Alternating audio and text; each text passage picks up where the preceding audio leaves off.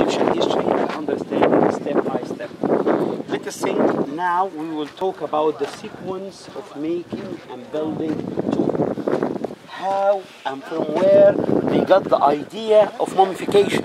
It didn't just bump up to their heads like that. They have something is making them think. The first thing is we need to agree on that in Egypt it is a very dry weather. And this dry weather, if you bury something, it doesn't matter if it is a human body or an animal body. If you bury it underneath the sand, it's a very hot sand, it's a very dry weather, so somehow it is gladed, it is embalming, if we could use this term. The hot weather embalm and absorb the liquids outside of the body. But because it is a very hot weather and a very dry one, not much moist, and by this way it keep it in a good condition. That's what the Egyptian noticed, but it's a natural way of embalming. So what they decided to do is to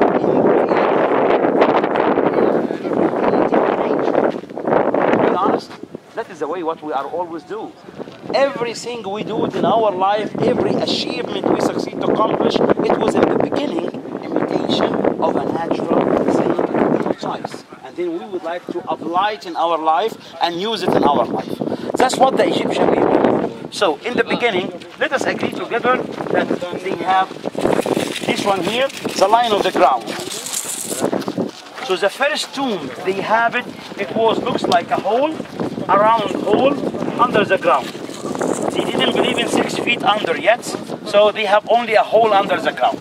And then the wall of the hole under the ground, they would like to support it so it will not fall down over the mummy and destroy the mummy or destroy the dead body. So what they do, they support it with palm tree reeds. What I catched in my hand as a staff, it's actually a piece of those palm tree reeds. But they would like to make it as a wall surrounding and glading the tomb under the ground.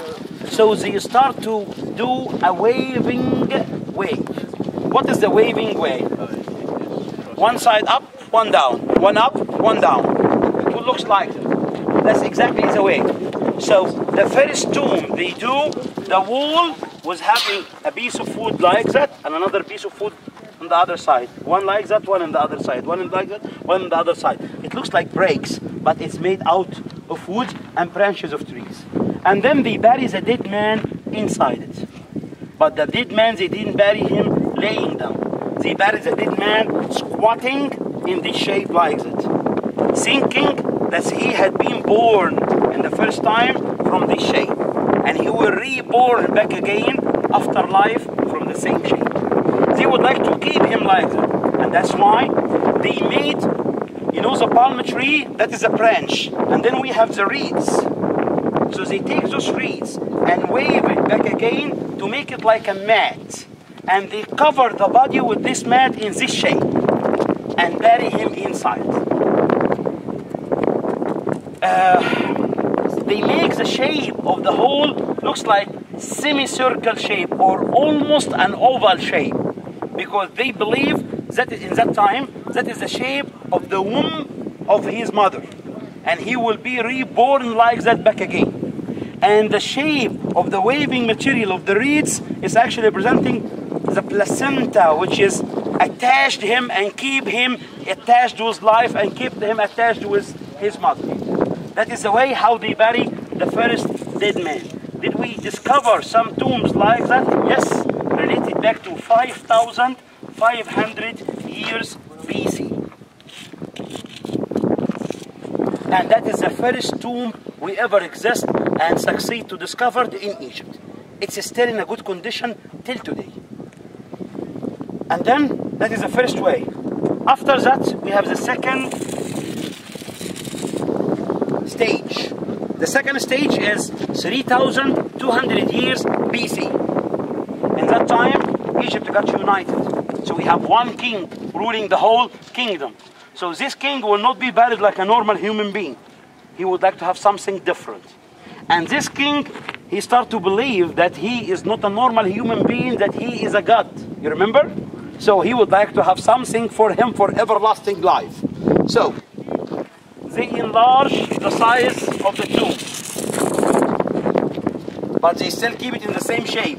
Also here is supported with big branches of trees and palm trees, and the king is buried, but his head is not facing the east direction. It is facing the north direction. In that period of time, they believing when the sun rises, the sunbeams are coming down from the sky all the way to earth, and is bringing the spirit of the dead man. Here, he is a king. He is a god. So he don't need to be resurrected by sunbeams and things like that. No. He has his own power to resurrect by it. But he would like to say that my spirit, which is a star, if you still remember what we speak about it before, the spirits in the ancient concept are stars. So my spirit, which is a star, is never disappear. It's always exist. And that's why he's facing the north direction, where we see the northern star, the one which is never disappear. He says that his spirit is merged with this star. He is always there. He is always alive. He never passed away, or he never died. That's why the term we use it nowadays, passed away, it's an ancient Egyptian term. We have no term in the ancient Egyptian language meaning death or to die. No. It's called crossing over, passing away. Passing and crossing from one level to another level. From one style of life to another style of life. From one dimension to another dimension. There is nothing called passed away. Death. It's passed away or crossing over. So that is the king buried here. That is his tomb. But he would like to rule forever. So when he resurrects, he will be a god and a king forever. So he needs something to be his palace. So for the first time, we have above the ground, in the top of his tomb, we have a building. This building looks like a bench made out of mud brick, 440 feet long, 220 feet wide, and 30 feet high. It's a big and huge one. Imagine it is 30 feet high like this one, but it's 220 feet wide and 440 feet long. It's a great one. And from inside is divided for corridors and rooms, and every room has a function and has something to do inside it. This one, what? It is an imitation and a replica of his palace for the second life. He got a palace like that already in Memphis, and he would like to have the same palace for him, but for everlasting life. That is what happened 3,200 years BC. And this design in the guidebook is mentioned under the name of mastaba. What is mastaba? It's a rectangular bench outside of the houses of the farmers. They sit on it by the sunset, enjoying the sunset and having a tea or something like that. That is a mastaba. This one is the second stage of building tomb. And then we have the third stage. And in the third stage, we have a very famous king ruling Egypt. His name is Zoser. Z-O-S-E-R. Zoser, he was a very famous one. Not because of his power, but because of his servant. He have one engineer, a very generous engineer, was helping and serving him. And this engineer called Imhotep. Take a look of the ticket, I give it to you now. You will find the name of the engineer mentioned on the ticket. Imhotep. Imhotep is a very generous engineer. He is the first one who succeeded to make a mummification, a true mummification. He is the first one who decided and succeeded to build the pyramid. So he was a physician, he was a high priest, he was a second in command or a prime minister of the king, and he was an engineer. What he do? First, it's not a hole under the ground, it's a big shaft under the ground for 28 meters under the ground. And we don't know why 28 meters till now. But most of the tombs under the ground, or the pyramids under the ground, are 28 meters. But we don't know why. It could be having a symbol in the ancient Egyptian history, but we don't know it yet. And then a big room under the ground, where we got the sarcophagus and the coffin and the king buried inside.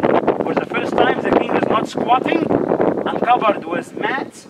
He is here living in a coffin, or buried in a coffin. When I say living, that is their term. They didn't say buried, they say living in a coffin. Okay? And his coffin, it's an oval shape, and he is laying down inside it. And for the first time, they say living because he is mummified. So as a mummy, he didn't die yet. The wall of this tomb, it's still covered with tiles, ceramic tiles. And those tiles are still giving the shape of the waving things. But it's made out of tiles. And it's colored with different degree of blue color. Why blue color? We say that he is still living, but not in earth. He is living where? In heaven. Where is heaven?